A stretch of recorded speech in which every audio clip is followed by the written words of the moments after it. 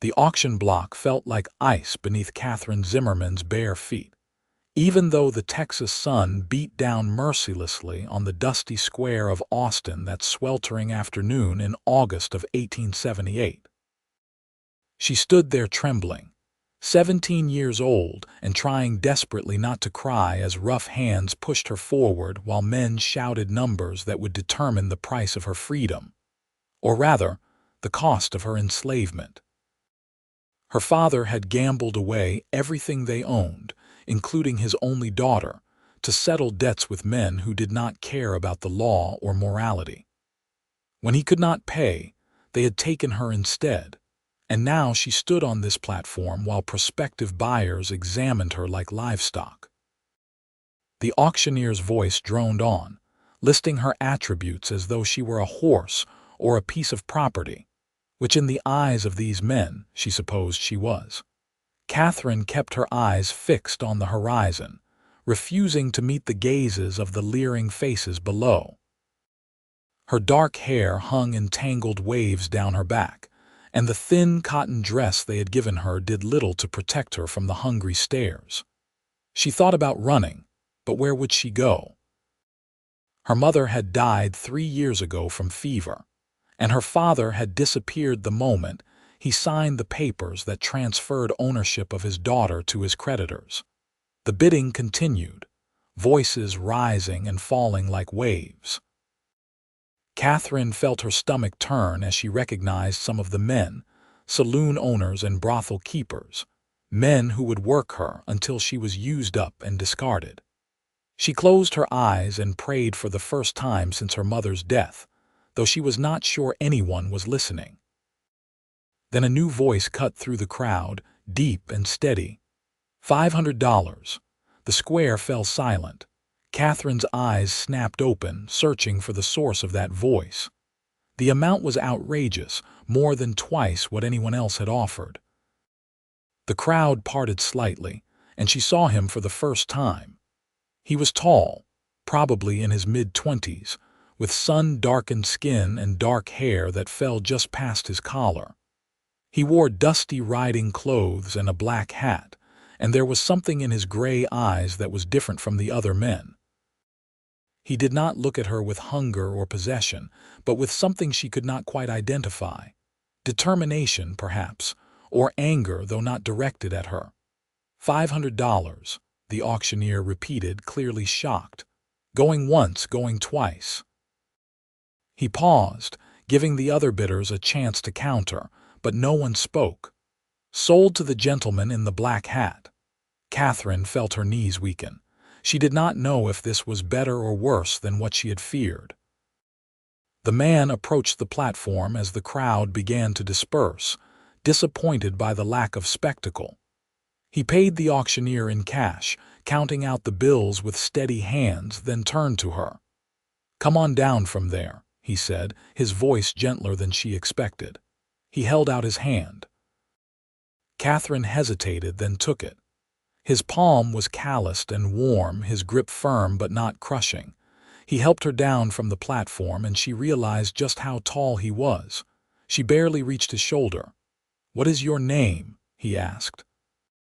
"Katherine," she whispered, her voice hoarse from thirst and fear. "Katherine Zimmerman." "Matthew Foster," he replied. "Can you ride?" The question caught her off guard.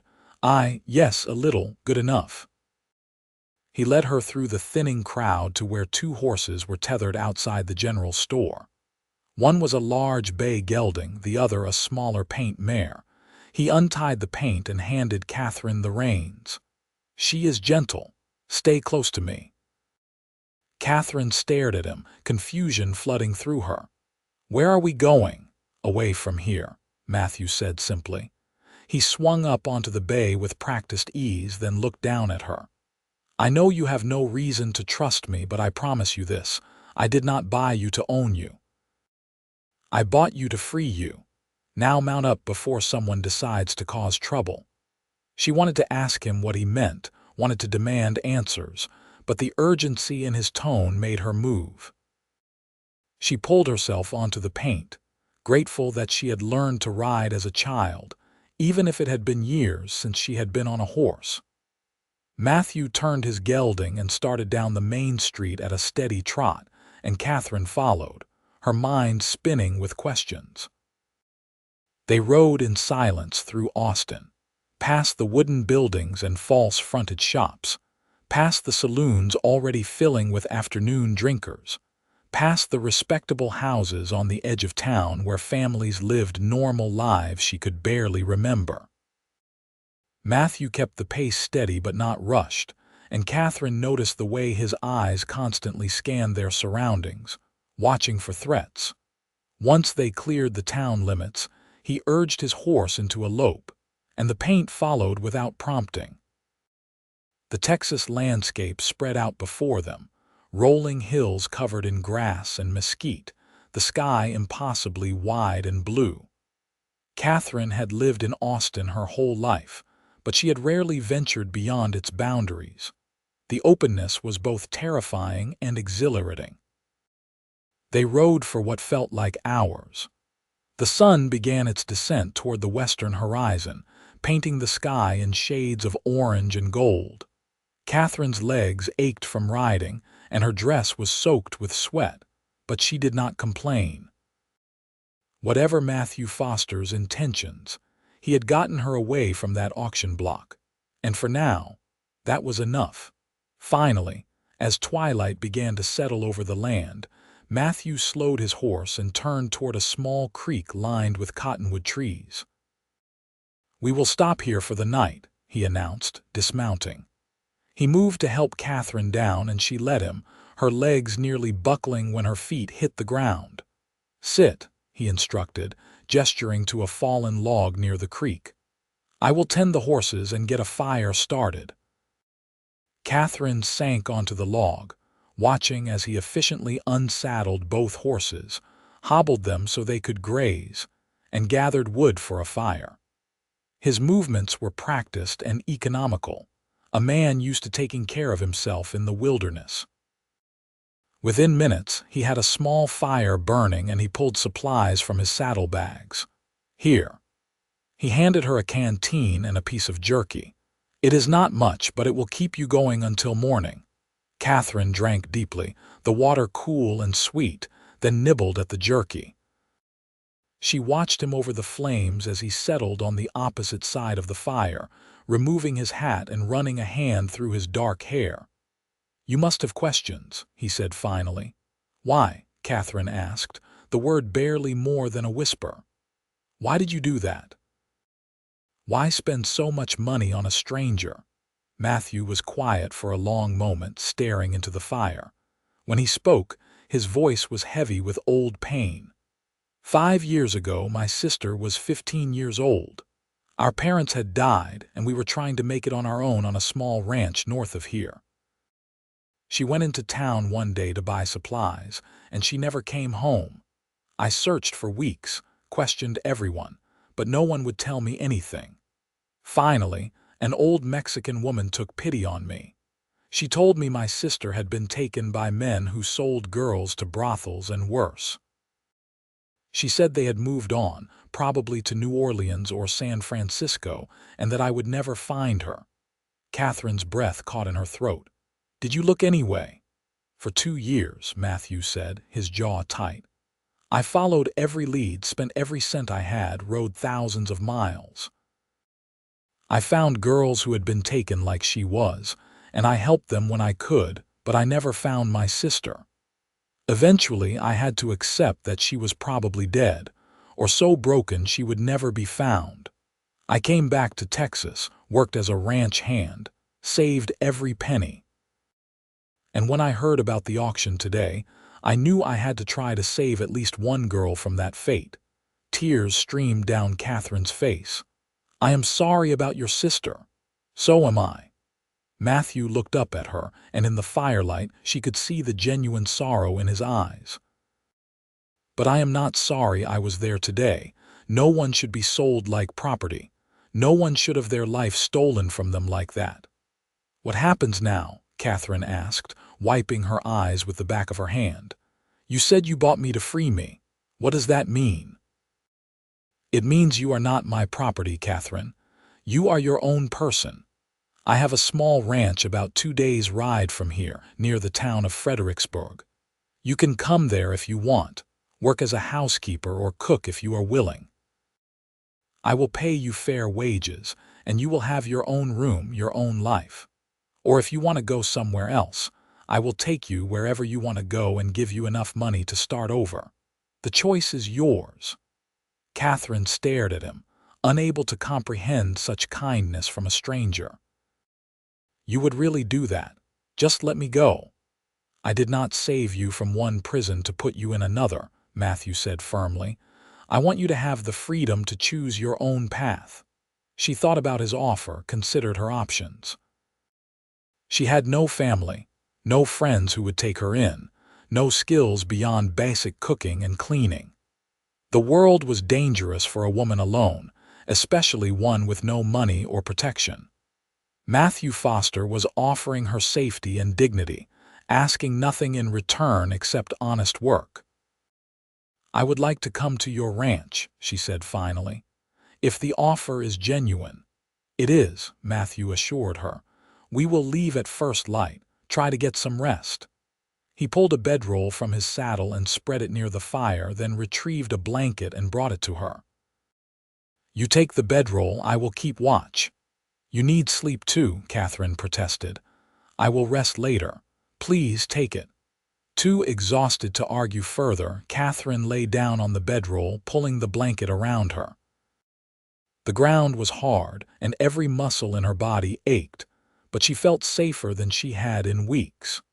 She watched Matthew through half-closed eyes as he sat by the fire, his rifle across his knees, keeping watch over her. For the first time since her father had sold her, Katherine allowed herself to hope. Morning came with the sound of birds and the smell of coffee. Katherine woke to find Matthew crouched by the fire, heating water in a small pot. He had dark circles under his eyes, evidence that he had kept watch all night as promised. "Good morning," he said when he noticed her stirring. "Coffee will be ready soon." Katherine sat up, her body stiff and sore. "Did you sleep at all?"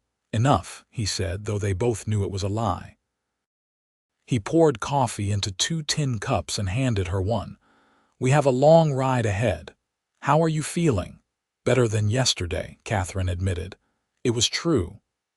Despite the physical discomfort, the crushing fear that had weighed on her for weeks had lessened. She was not free yet, not truly, but she was moving in that direction.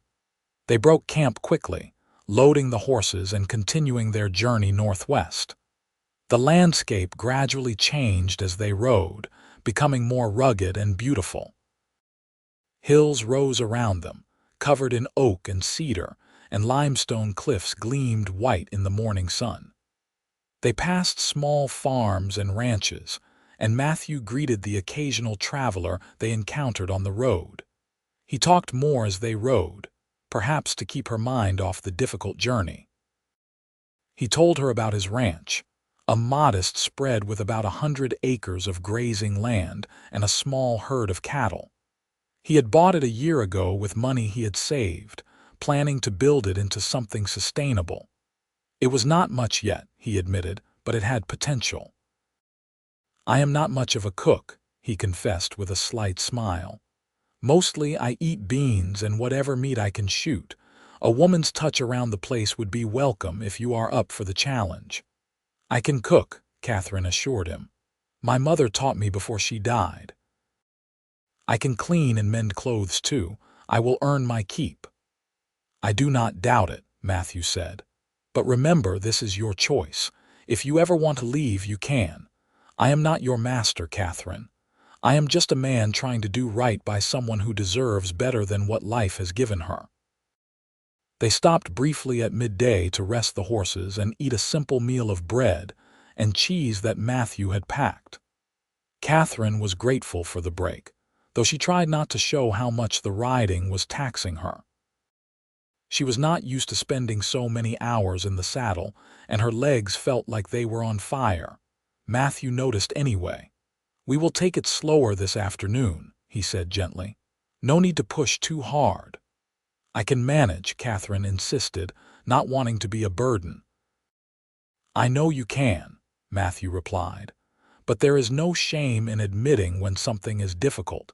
Strength is not about suffering in silence. It is about persevering even when you acknowledge the struggle." His words struck something deep in Catherine's chest. For so long, she had been forced to endure without complaint, to accept her suffering as inevitable. The idea that she could acknowledge her pain without being weak was foreign but deeply comforting. The afternoon passed more easily, with Matthew keeping the pace gentle.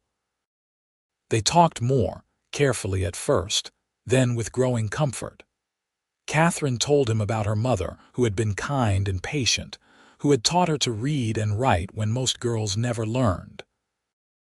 She told him about her father, who had been a decent man once but had fallen into gambling and drink after his wife's death, spiraling downward until he destroyed everything they had left. Matthew listened without judgment, occasionally asking questions but mostly just letting her talk.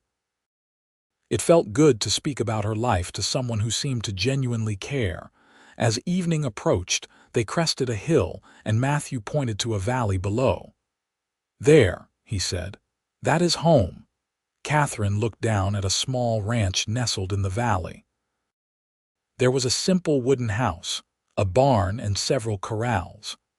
Cattle grazed peacefully in the surrounding pastures, and a creek wound through the property, lined with trees. It was modest, certainly not grand, but it looked like a real home, solid and permanent. They rode down into the valley, and as they approached the house, Katherine felt nervousness flutter in her stomach. This would be her life now, at least for a while. She hoped she would be able to do the work Matthew needed, to prove herself worthy of the chance he had given her. Matthew dismounted and helped her down, then led her to the house. The interior was as simple as the exterior, with a main room that served as kitchen and living area, 2 small bedrooms, and little in the way of decoration. But it was clean, if sparse, and the furniture was sturdy.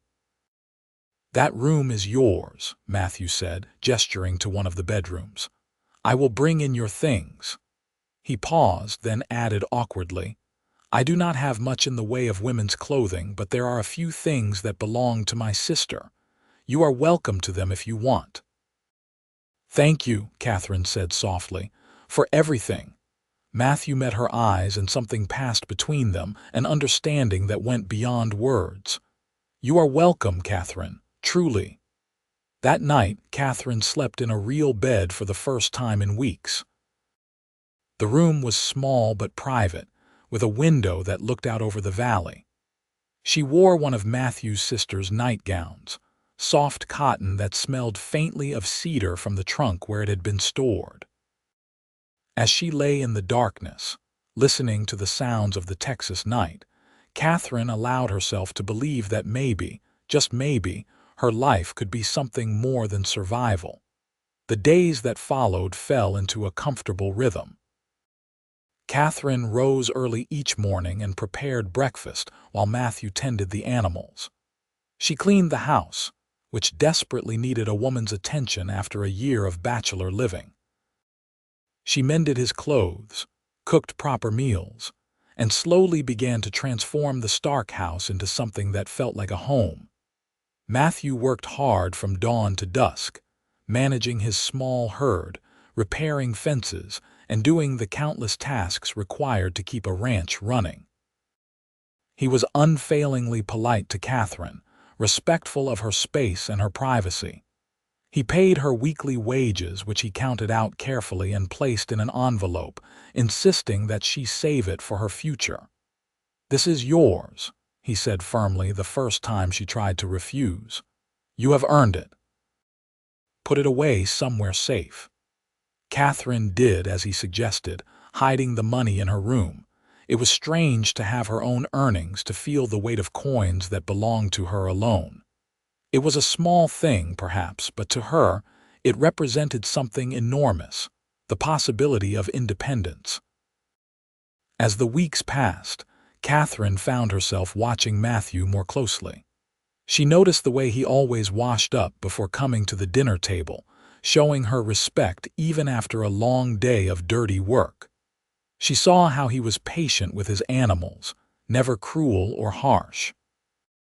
She observed the way he spoke to her, always asking her opinion, treating her thoughts as valuable.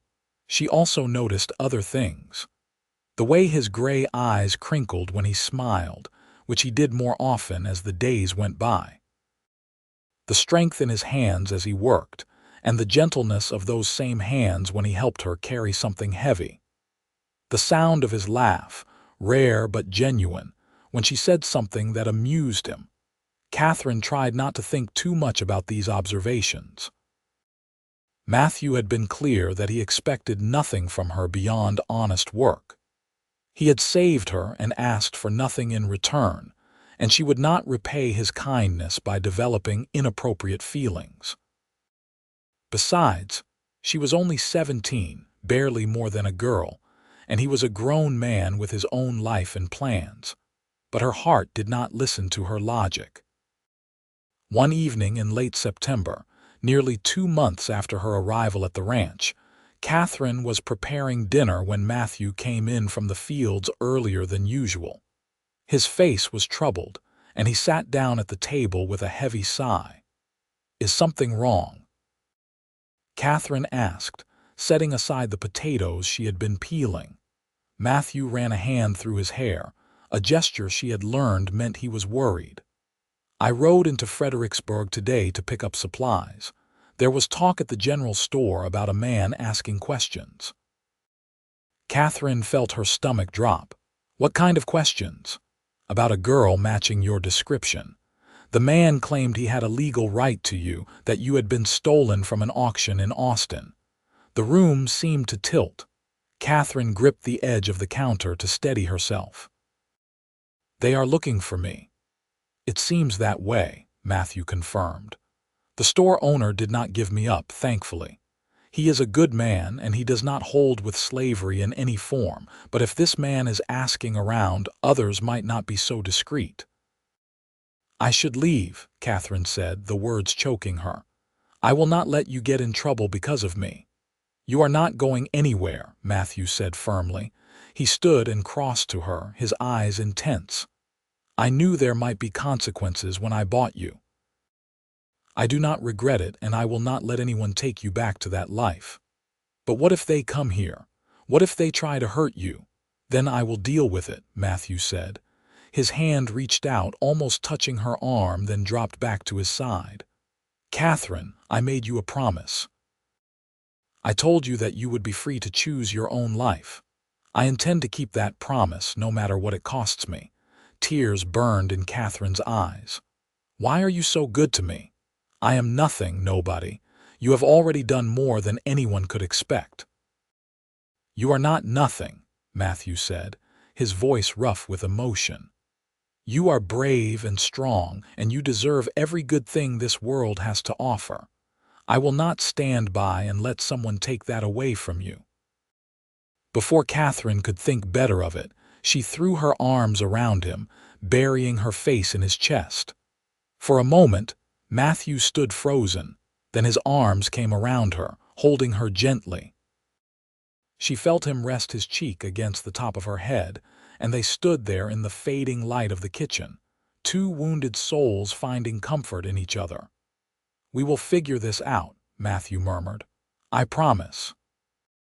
The next morning, Matthew announced that he needed to go back into Fredericksburg to speak with the sheriff.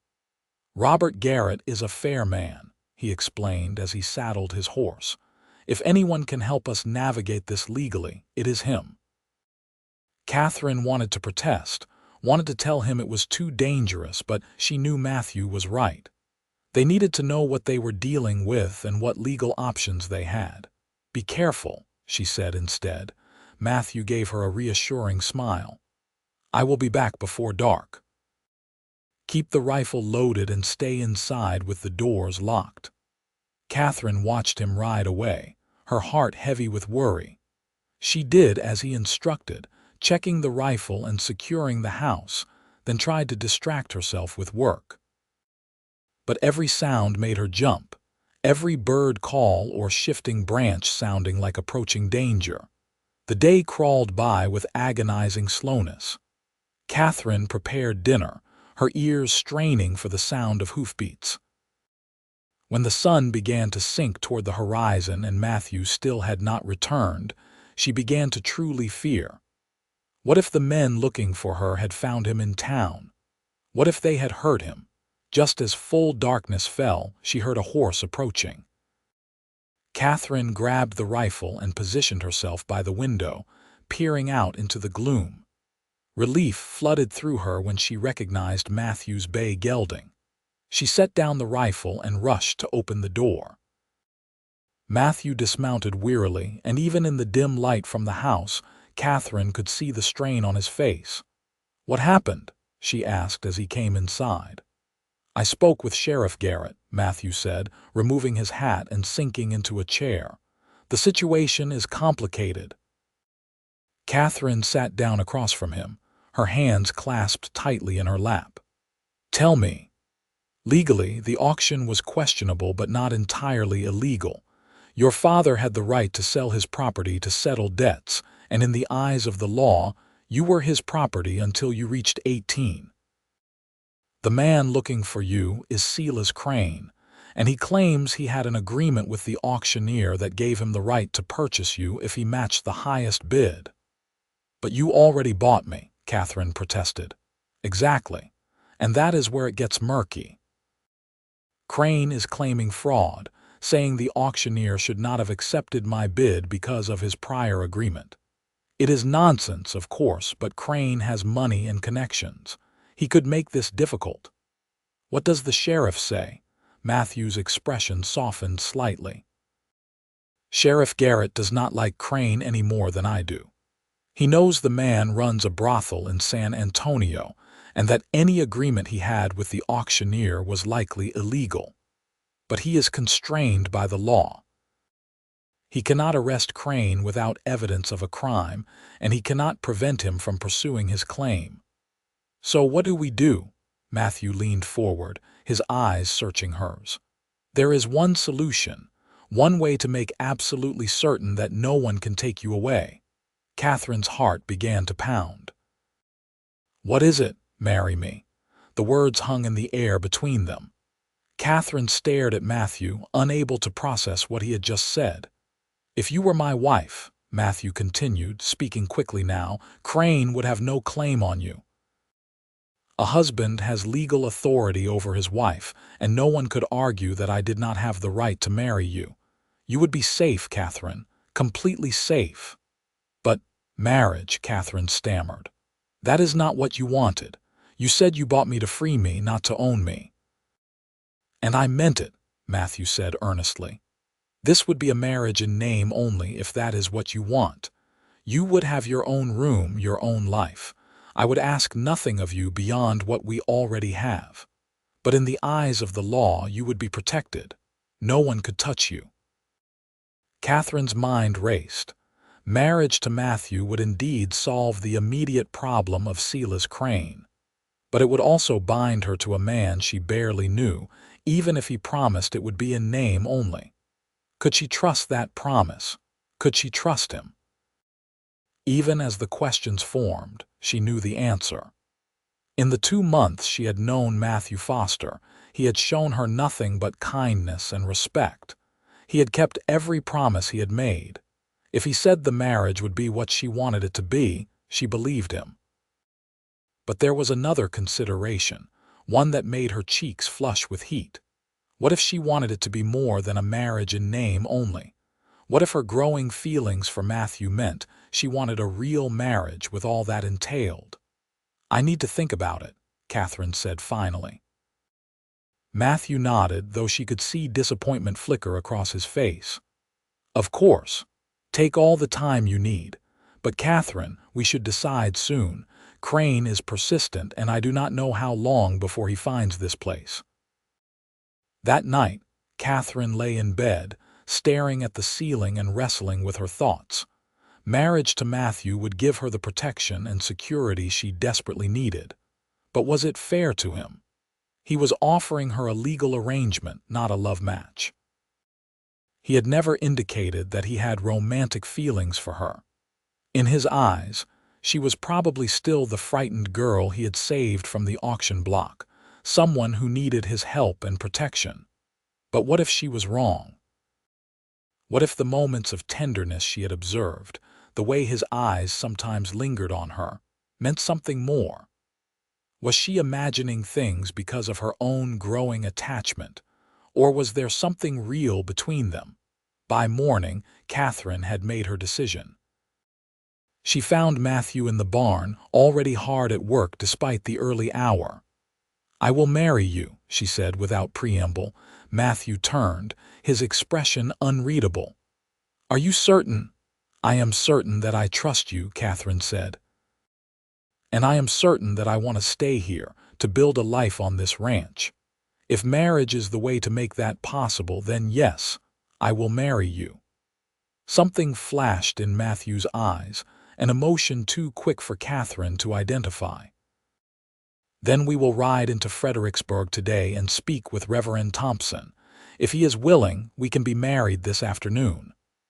"This afternoon?" Katherine's voice rose in surprise. "The sooner you are legally my wife, the sooner you are safe," Matthew said. "Unless you want a big ceremony with all the trimmings," Katherine almost laughed at the absurdity of it. "No, I do not need that. A simple ceremony is fine." They rode to Fredericksburg together, the journey taking most of the morning. The town was larger than Katherine expected, with a distinctly German influence in its architecture and culture. Many of the settlers in this area had come from Germany, Matthew explained, seeking new opportunities in Texas. Reverend Thompson was a kind-faced man in his 50s who listened carefully as Matthew explained the situation. To Katherine's relief, the Reverend did not seem shocked or judgmental. "Miss Zimmerman," he said gently, "you enter this marriage of your own free will." "I do," Katherine said firmly. "And you understand that marriage is a sacred covenant, not to be entered into lightly." "I understand." The Reverend nodded. "Then I see no reason to delay. Matthew, you are a good man, and I trust you will treat this young woman with the respect and care she deserves." "I will," Matthew promised. The ceremony was brief and simple. They stood in the small church with the Reverend's wife and the church sexton as witnesses. Katherine wore a simple blue dress that Matthew had bought for her in town that morning, and she carried a small bouquet of wildflowers that the Reverend's wife had hastily gathered from her garden. When Matthew slipped a plain gold band onto her finger, Katherine felt tears prick her eyes. This was not the wedding she had imagined as a girl, but there was something profound and moving about the simplicity of it, about the quiet sincerity in Matthew's eyes as he spoke his vows. "I, Matthew Foster, take you, Katherine Zimmerman, to be my lawfully wedded wife.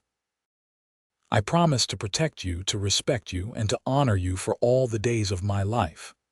Katherine repeated her own vows, her voice trembling slightly. "I, Katherine Zimmerman, take you, Matthew Foster, to be my lawfully wedded husband. I promise to stand by you, to support you, and to honor you for all the days of my life. By the power vested in me by the state of Texas, I now pronounce you husband and wife," Reverend Thompson declared. He smiled at Matthew. "You may kiss your bride." Matthew hesitated, his eyes questioning. Katherine gave a tiny nod and he leaned down, pressing a gentle kiss to her lips. It lasted only a moment, chaste and brief, but Katherine felt it all the way to her toes. They signed the marriage certificate, and the Reverend's wife hugged Katherine warmly. "Welcome to Fredericksburg, Mrs. Foster," she said. "I hope you will be very happy here." Mrs. Foster. The name sounded strange but not unpleasant. Katherine thanked her and followed Matthew out of the church. "We should stop by the sheriff's office," Matthew said. "Make sure the marriage is registered and let Sheriff Garrett know that you are legally my wife now." Sheriff Garrett was a large man with a graying beard and sharp eyes that seemed to see everything. He examined the marriage certificate carefully, then nodded with satisfaction. "This should do it," he said. "If Crane comes around again, I will let him know that Mrs. Foster is a married woman and he has no claim on her. Congratulations to you both." "Thank you, Sheriff," Matthew said, shaking his hand. As they left the sheriff's office, Katherine felt a weight lift from her shoulders. She was married. She was protected. Whatever happened now, Silas Crane could not take her back to the life she had escaped. The ride back to the ranch was quiet, both of them lost in their own thoughts. When they arrived home, Matthew helped Katherine down from her horse and they stood in the yard, suddenly awkward with each other. "Nothing has to change," Matthew said finally. "I meant what I said. This is a marriage in name only unless you want it to be different." Katherine's heart skipped. "What do you want, Matthew?" He looked away, his jaw tight. "What I want does not matter. You have been through enough. I will not pressure you into anything." "That is not what I asked," Katherine said softly. She stepped closer to him, her hand reaching out to touch his arm. "What do you want?" Matthew met her eyes, and what she saw there made her breath catch. Longing, desire, but also fear and restraint. "I want you to be happy," he said hoarsely. "I want you to feel safe and free, and I want more than I have any right to ask for." "Ask me anyway," Katherine whispered. "I want a real marriage," Matthew said, the words tumbling out. "I want to come home to you every evening and know that you are mine, not because I bought you or because the law says so, but because you chose me. I want to wake up next to you and go to sleep holding you. I want to build a life with you, have children with you, grow old with you. But only if that is what you want too. I will not take advantage of your situation, Katherine. I will not be another man who uses you." Tears streamed down Katherine's face, but they were not tears of sorrow. "You foolish, wonderful man," she said, her voice breaking. "Do you not see? I have been falling in love with you almost from the first day. I wanted to marry you not just for protection, but because I could not imagine being anywhere else but by your side." Matthew stared at her as if he could not believe what he was hearing. "You love me." "I love you," Katherine confirmed. "I know I am young, and I know I have not known you long, but I am certain of my feelings. You gave me back my life, Matthew. You showed me what kindness and respect look like. You made me believe I was worth something. How could I not love you?" With a sound that was half laugh, half sob, Matthew pulled her into his arms, holding her tightly. "I love you too," he said against her hair. "I have loved you almost since the moment I saw you on that auction block, so brave and so frightened. I have been fighting it, telling myself I was too old for you, that I was taking advantage, that you deserved better than a broken-down rancher. But God help me, Katherine, I love you." They stood there in the yard, holding each other as the sun set over the Texas hills, and Katherine felt something settle in her chest. This was home. This was where she belonged. That night they truly became husband and wife.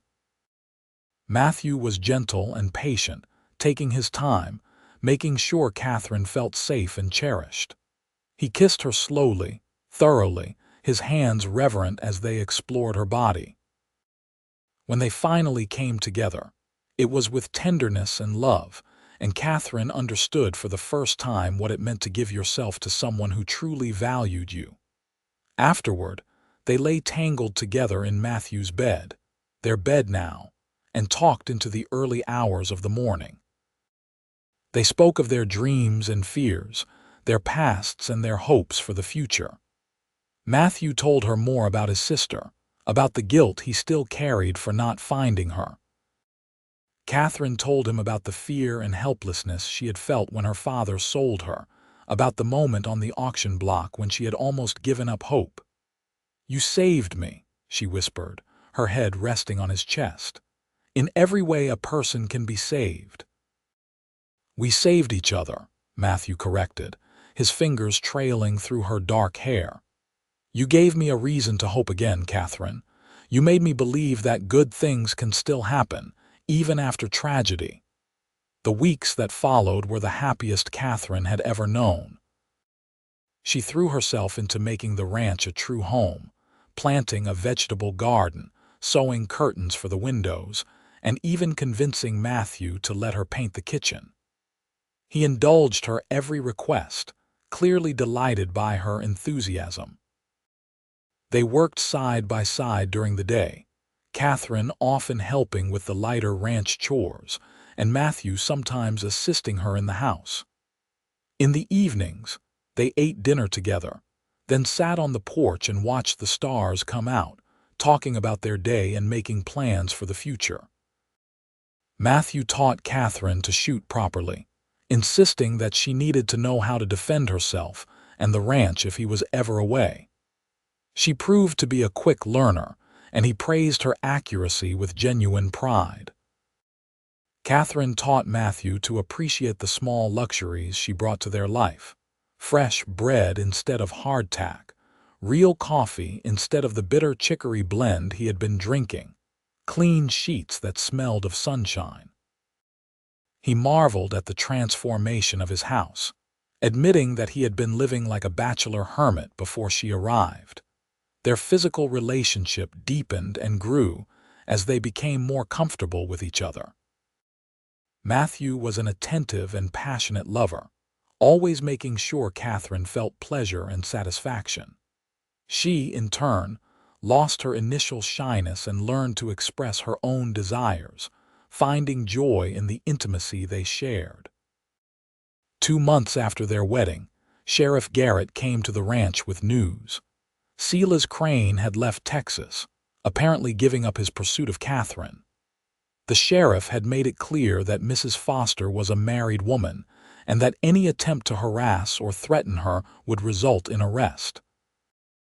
Crane had grumbled but backed down, likely deciding that one woman was not worth the legal trouble. Katherine felt the last of her fear fade away. She was truly safe now, truly free. That night, she and Matthew celebrated, making love with abandon and joy, no longer shadowed by the threat of her past. As winter approached, Katherine realized her monthly bleeding had not come. At first, she thought it was delayed due to stress, but when another month passed without it, she could no longer deny the truth. She was with child, she told Matthew one evening as they sat by the fire. He had been reading one of the few books they owned, and she had been mending a tear in his work shirt. The domesticity of the moment made her heart swell with love. "Matthew," she said softly, setting aside her sewing, "I have something to tell you." He looked up from his book, immediately attentive. "What is it?" "I am going to have a baby." For a moment, Matthew just stared at her. Then the book fell from his hands as he crossed to her, dropping to his knees in front of her chair. "Truly." "Truly," Katherine confirmed, smiling through happy tears. "I think I am about 2 months along." Matthew's hands gently cupped her still flat stomach, his eyes filled with wonder. "A baby," he breathed. "Our baby." "Are you happy?" Katherine asked, suddenly nervous. "Happy." Matthew laughed, the sound full of joy. "Katherine, I am more than happy. I am blessed. I am grateful beyond words." He looked up at her, his gray eyes shining with tears. "You have given me everything. A home, a purpose, love, and now a child. How did I become so fortunate?" "We are both fortunate," Katherine said, running her fingers through his hair. "We found each other when we both needed saving."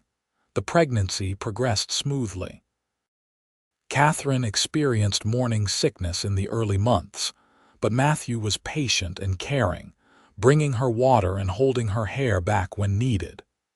As her belly began to swell, he became even more protective, insisting she not overwork herself. "I am pregnant, not fragile," Katherine protested when he tried to take over her chores. "I know," Matthew said, kissing her forehead. "But indulge me. I want to take care of you." Katherine allowed him his way, secretly touched by his concern. They spent the winter preparing for the baby, with Matthew building a cradle from smooth oak and Katherine sewing tiny clothes and blankets. The Reverend's wife in Fredericksburg became a good friend, sharing advice and lending Katherine books about childbirth and infant care. Spring arrived, bringing wildflowers and new calves, and Katherine's belly grew round and heavy. She felt the baby move for the first time in April, a flutter like butterfly wings that made her gasp with delight. Matthew spent an hour that evening with his hand on her stomach, waiting to feel the movement himself, his face alight with wonder when he finally did. "Hello, little one," he whispered to her belly. "I am your papa. I cannot wait to meet you." The baby arrived on a warm June evening in 1879, nearly a year after Katherine had stood on that auction block in Austin. The labor was long and difficult, attended by the midwife from Fredericksburg and the Reverend's wife. Matthew paced outside, clearly agonized by Katherine's cries of pain but forbidden from the birthing room by the midwife's strict instructions. When the baby finally emerged, letting out a lusty wail, the midwife called Matthew inside. He rushed to Katherine's side, his face pale with worry. "Are you all right?" he asked, taking her hand. "I am fine," Katherine said wearily, smiling up at him. Look at our son." The midwife placed the baby in Matthew's arms, and he stared down at the tiny, red-faced infant with absolute awe. "A son," he whispered. "We have a son." They named him Michael James Foster, after Matthew's father and Katherine's grandfather. He was a healthy baby with dark hair like both his parents and his father's gray eyes. Matthew was completely smitten, spending hours just watching the baby sleep, marveling at his tiny fingers and toes. Katherine recovered from the birth quickly, her youth and strength serving her well. She took to motherhood with the same determination she brought to everything else, learning to nurse and care for the baby while still managing the household. It was exhausting, but seeing Matthew with their son made every sleepless night worthwhile. Matthew was a devoted father, helping with the baby whenever he could, walking the floor with Michael when he cried, changing soiled diapers without complaint. He sang to the baby in the evenings, old songs his own mother had taught him, and Katherine would watch them together, her heart so full of love she thought it might burst. As Michael grew from an infant to a chubby, happy toddler, the ranch prospered. Matthew's careful management and hard work paid off, and they were able to buy more cattle and expand their herd. They hired a hand to help with the work, a young man named Peter who was respectful and hardworking. Katherine turned 18 shortly after Michael's first birthday, and Matthew surprised her with a gift, a locket containing a tiny portrait of their son. "You are a woman now," he said, fastening it around her neck. "Not that you were not before, but legally, officially, you are free of your past completely. No one can ever claim you belong to anyone but yourself." Katherine touched the locket, tears in her eyes. "I belong to you," she said. "Not because anyone sold me or because the law says so, but because I choose to. Every day I choose you, Matthew Foster." "And I choose you," Matthew said, pulling her close, "always and forever." 3 years later, Katherine gave birth to their second child, a daughter they named Emma Rose. She had Katherine's dark hair but Matthew's features, a beautiful baby who rarely cried and seemed to observe the world with solemn interest. Michael, now a rambunctious 4-year-old, was fascinated by his baby sister, constantly wanting to hold her and help care for her. The ranch continued to grow and thrive. They built an addition onto the house, adding more bedrooms and a proper parlor. Katherine planted roses around the porch, and Matthew built her a swing that hung from the large oak tree in the yard. They hosted gatherings for their neighbors, and Katherine became known in the community for her kindness and her excellent cooking. People in Fredericksburg knew the story of how Matthew and Katherine had met, though not all the details. They knew he had saved her from a difficult situation, and they respected the love and partnership that was evident between them. Katherine became involved in the church, helping with charity work and teaching Sunday school.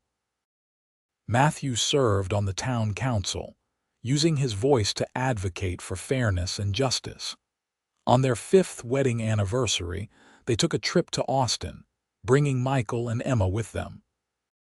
Katherine had not returned to the city since the day of the auction, and Matthew wanted her to see it again, to face her past from a position of strength and happiness. They stayed in a proper hotel, and Matthew took her shopping, buying her a beautiful dress and a new pair of boots. They ate dinner in a restaurant, a luxury Katherine still was not entirely used to, and walked through the city streets with their children. Katherine insisted on visiting the square where the auction had taken place. Matthew held her hand as they stood there, Michael clinging to his father's leg and Emma asleep in Katherine's arms. "I was so afraid that day," Katherine said quietly. "I thought my life was over. But it was really just beginning," Matthew said. "Everything that happened led us here to this moment. I would not change a single thing." Katherine looked at him, at the man who had given her back her life and her future, who had shown her what love truly meant. "Neither would I," she said. "Not one single thing." They returned to the ranch renewed and even more committed to each other. The years continued to pass, bringing challenges and triumphs. There were hard winters and dry summers, sick animals and crop failures, but they faced everything together. They welcomed a 3rd child, another son they named Thomas, when Katherine was 22. Michael grew into a serious, responsible boy who loved working alongside his father on the ranch. Emma was bright and curious, constantly asking questions and wanting to learn everything. Thomas was the wild one, always getting into mischief and making his parents laugh with his antics. Katherine sometimes thought about her father, wondering what had become of him, but she felt no bitterness. His terrible choice had ultimately led her to Matthew, to this life she loved. She had forgiven him, not because he deserved it, but because holding on to anger would only poison her own happiness. Matthew never stopped searching for information about his sister, writing letters to sheriffs and marshals across the country, but no news ever came. Eventually, he accepted that he would never know what happened to her. But he honored her memory by living well, by treating Katherine with the love and respect his sister had never received, by raising their children to be kind and just. One evening, when Katherine was 25 and they had been married for 7 years, they sat on the porch swing, watching the sun set over their land. Their children were inside, Michael reading to Emma and Thomas while they waited for bedtime. The ranch was quiet and peaceful, the cattle settled for the night, and the air was sweet with the scent of Katherine's roses. "You ever regret it?" Matthew asked suddenly. "Marrying me, I mean. You were so young, you could have had other choices." Katherine turned to look at him, taking in his handsome face, now slightly weathered by sun and wind, his gray eyes that still looked at her with such love. "Never," she said firmly. "Not for one moment. You gave me my life back, Matthew. You showed me what it means to be valued and loved. You gave me our children, our home, our future. How could I ever regret that?" "I just want you to be happy," Matthew said, the same words he had spoken years ago. "I am," Katherine assured him, leaning her head on his shoulder. "I am happier than I ever dreamed possible." "You kept your promise, Matthew. You gave me back the years that were stolen and a future worth living. You gave me everything." Matthew wrapped his arm around her, holding her close. "You gave me everything too," he said softly. "You gave me hope when I had lost it. You gave me love when I thought I did not deserve it. You gave me a family and a home and a reason to believe in goodness again." They sat in comfortable silence as the stars began to appear in the darkening sky. Inside, they could hear Michael's voice reading aloud, and Emma's giggle, and Thomas asking questions. It was the sound of family, of love, of a life built on the foundation of mutual respect and devotion. The years continued to unfold, bringing more changes and blessings. Michael grew into a fine young man who took over more of the ranch work, allowing Matthew to slow down a bit as he aged. Emma discovered a talent for drawing and painting, filling the house with her artwork. Thomas eventually settled down, becoming a skilled horseman and wrangler. Katherine and Matthew's love never dimmed. If anything, it grew deeper and richer with each passing year. They knew each other's thoughts and moods, could communicate with a glance across a crowded room. They still held hands when they walked, still kissed goodnight every evening, still told each other, "I love you," every single day. When Katherine turned 30, Matthew threw her a party, inviting all their friends and neighbors. The house was filled with laughter and music, and Katherine looked around at the life they had built, tears of joy in her eyes. "What are you thinking about?" Matthew asked, pulling her aside for a moment of quiet. "I am thinking about that girl on the auction block," Katherine said. How terrified she was, how hopeless she felt. And I wish I could go back and tell her that everything would be all right, that a kind man with gray eyes would save her, would love her, would give her a life beyond her wildest dreams. "I was not kind," Matthew said. "I was selfish.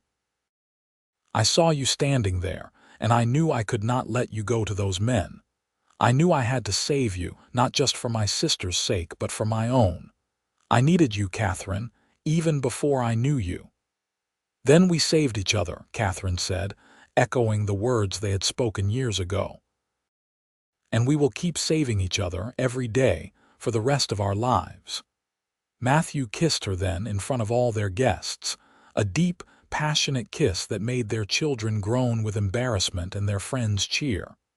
When they finally pulled apart, both were smiling. The party continued into the night, with dancing and food and stories. Michael had brought a young woman with him, a neighbor's daughter named Sarah, and Katherine saw the way he looked at her, the same way Matthew had once looked at her. Emma danced with several young men, laughing and flirting with the confidence of a girl who had grown up loved and secure. Thomas ate far too much cake and then tried to organize a horse race, which Matthew firmly vetoed. As the evening wound down and the guests began to leave, Katherine and Matthew stood together at the door, thanking everyone for coming. When the last guest had departed and their children had finally gone to bed, they walked out to the porch together, seeking a moment of peace. The Texas night was clear and beautiful, the sky absolutely filled with stars. Matthew put his arm around Katherine's waist and she leaned into him, feeling the solid warmth of his body, the steady beat of his heart. "Thank you," she said softly. "For what? For this. For all of it. For loving me, for building this life with me, for every single day we have had together." "The pleasure has been all mine," Matthew said, kissing the top of her head. "Every day with you has been a gift, Katherine. Every moment has been worth treasuring." They stood there together under the vast Texas sky, two people who had found each other in the darkest of circumstances and built something beautiful from their shared pain. They had taken the worst thing that had ever happened to either of them and transformed it into the best thing, into a love story that would last a lifetime. Inside the house, their children slept peacefully, secure in the knowledge that they were loved and valued. Outside, the ranch stretched out into the darkness. Acres of land they had worked and tended and built into something prosperous and sustainable. And between the house and the land stood Katherine and Matthew, the foundation upon which everything else rested. The years ahead would bring more challenges, Katherine knew. There would be droughts and storms, sickness and loss, the inevitable trials that came with living. But there would also be joy and laughter, grandchildren and celebrations, quiet evenings and passionate nights. There would be the steady, enduring love of two people who had chosen each other, who had saved each other, who had built a life together from nothing but hope and determination. Katherine thought back to that terrified 17-year-old girl standing on the auction block, convinced her life was over. If she could speak to that girl now, she would tell her to hold on, to keep hoping, because rescue was coming. She would tell her that the cowboy with the gray eyes and the kind heart would give her back everything that had been stolen and more.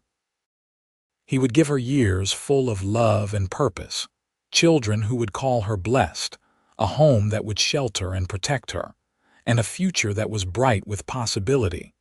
She would tell her that sometimes, even in the darkest moments, miracles happen. Sometimes, when you have lost everything, you find exactly what you were always meant to have. And she would tell her that love, real love, the kind that sees you and values you and chooses you every single day, is worth waiting for, worth fighting for, worth everything. Matthew tightened his arm around her, and Katherine smiled, her heart full to bursting with gratitude and joy. This was her life now, and it was more than she had ever dared to dream. The years that had been stolen from her had been given back 100-fold, and the future stretched out before her, bright and beautiful and full of promise. She had been sold at 17, a piece of property with no say in her own fate. But the cowboy had given her back her life, her freedom, her dignity, and most importantly, her future. He had shown her what it meant to be cherished and respected. He had given her love, family, and a home where she belonged, and in return she had given him the same. They had healed each other, completed each other, and built something lasting and true.